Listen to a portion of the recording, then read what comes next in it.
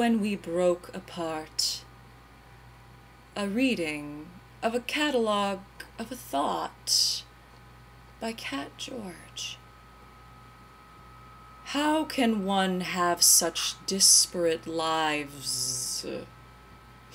Each one incomplete without the other, each one a warmth subject to the numbing cold the absence of the other blows gustily in, each one a haven in which a door to the violent outside world is incapable of closing? They had clung together fiercely then, like pieces of prophesied driftwood that in their early glory were snugly hammered together in just the right way to form the hull of a majestic ship. But they were broken before they began, and it was all they could do to fight against the tumult of a raging storm, an oceanic apocalypse that buffeted them constantly, throwing them into the great abysses of murky whirlpools before they splintered, only to be discarded on some foreboding shoreline by the tempestuous, pitiless sea. Spewed forth, they spilt over one another, awash in the froth of wave after wave of warm affection, and each time they were torn apart by the vile riptides that threw their bodies around, smashed them into the ground, and brought them to the surface, gasping for air. So too did a nail fall from the structure of their support, until finally there was nothing else left to keep them together but one another. And yet, each step she took was his thudding heartbeat. Each morning when she made her tea, when she checked for the mail, when she pulled on her tights, when she filled the tank with putrid gasoline, when she shopped for moisturizer, when she drank beer with her friends, and when she laughed at their nervous jokes. Every moment, every neatly parceled motion in her life was embedded with the distinct curve of his smile, the sparkle of his deep green eye, the stubble on his chin, and the pores on his nose. When she closed her eyes sometimes, she could smell him, his pungent body odor, the way she possessed it when their blushing bodies rubbed together in awkward embrace, her soft fleshy thigh against his flushed chest against her beating breast. She remembered most the heavy weight of his naked body when he shuddered against her, relaxed his muscles, and eased into her torso. Those rare moments when the whole world fell away, and they became nothing more than each other. An ugly, fleshy mass of hair and limbs that was her primal perfection. Then they would sit for hours, nude, absorbed in nothingness, and those were the moments she loved best.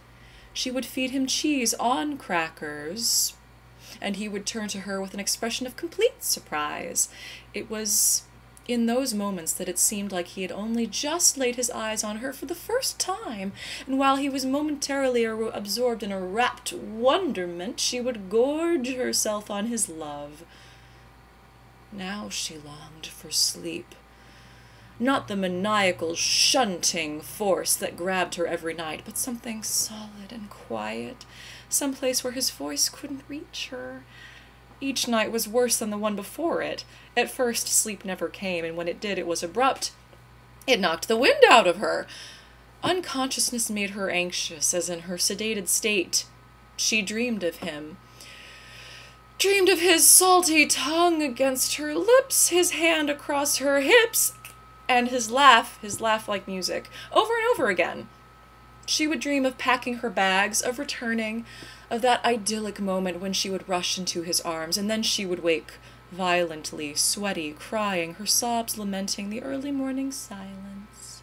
And so the cycle would begin again, until at last the first shards of sunlight would find their way through the relenting cracks in the blinds. Indeed, morning would bring the sun, but still no relief. She would lie for hours then, her body intent on remaining inert between the dirty white sheets that she buried herself in, too listless to convince herself to even move. Slowly, slowly, the sun would once again begin its descent, decent, in the west, and she would find herself suddenly bewildered in the early evening dusk, barely moved from her cushiony oasis, and still unable to will herself to do so. Maybe she was selfish, she never foresaw the end, but then who could? Her own heart had felt the savage blow by Cupid's bestial blow more than once before, and with each laceration she felt more and more that the worst thing in life would be to be alone for eternity. She despised the notion of solitude, repulsed by the image of herself as a bitter Havisham, holed up in her mansion with her dollars and her dresses and her cats. But since she had lost him, she no longer cared about the being alone. The thought even carried with it a strange morsel of comfort. Now there could be nothing worse than to live her life without him. And how could she ever really abandon that notion? That fantasy that had enraptured her from the first moment he had kissed her in the heady sweat of the club, as the music pulsated around them, deflecting from their pale faces and desperate saliva, rippling around them like the spoiled surface of a subterranean pond. In that moment she had taken pleasure in the drunken bodies that pushed them back and forth, the ones that spilled their sickly drinks, moving to pounding rhythms and masquerading in their pointless self-absorption, those bodies that were too obsessed with their repulsive posturing to witness the birth of this inexorable beast. Irreparably moved by this moment and the new secret that had begun its irreversible growth within her, she willingly fell end over end into a reckless, unconditional love. Separation was their constant companion, and even the briefest day spent apart compelled an unquenchable longing, for every minute away from one another was like an hour, and each hour an eternity. Their reunions thus occurred in a flurry of hands and faces, in which their idolatry of one another would vomit from within them, completely unabridged. Every time she heard his key turn in the lock, her ears, sharp and feline, would prick, and as the doorknob turned, she would bound down the hallway, flying through the air into his open arms. Mid-flight, her mane of dark hair would whip around her shoulders and shadow their faces in a curtain within which he would bestow a million kisses across her chest and neck. She would giggle in wild paroxysms of delight and wrap her eager legs tightly around his body. There was nothing that could tear them apart. In this manner they would remain. He would walk with her, bound around him like a serpent, to the kitchen, where she, against her innermost instinct of uselessness, would be attempting dinner. Amongst the debris of burnt pans and soiled tea towels, he would place her gently on the bench, sigh, and turn her mess into their nightly feast. And now she let other men kiss her, their dry lips desperately pushing against hers, their rogue fingers in a lascivious endeavor, finding their way through labyrinth of undergarments to her bare skin.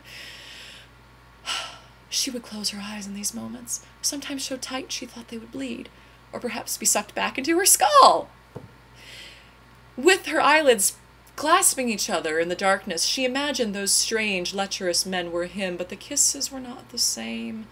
The dispassionate need they had, the crying to be loved, to be touched, to make human contact, it was all a charade. Occasionally one of them would ask her for her heart, and she would promise it with a revised rhetoric, her apathetic countenance revealing nothing of her inward guilt. The shrieking banshee that inhabited the cavity beneath her rib cage. And so she'd go on, roaming the broken landscape with a certain sadness, for a year still haunted and haunting, heart-sick and alone, the wail within her never quite reaching a crescendo.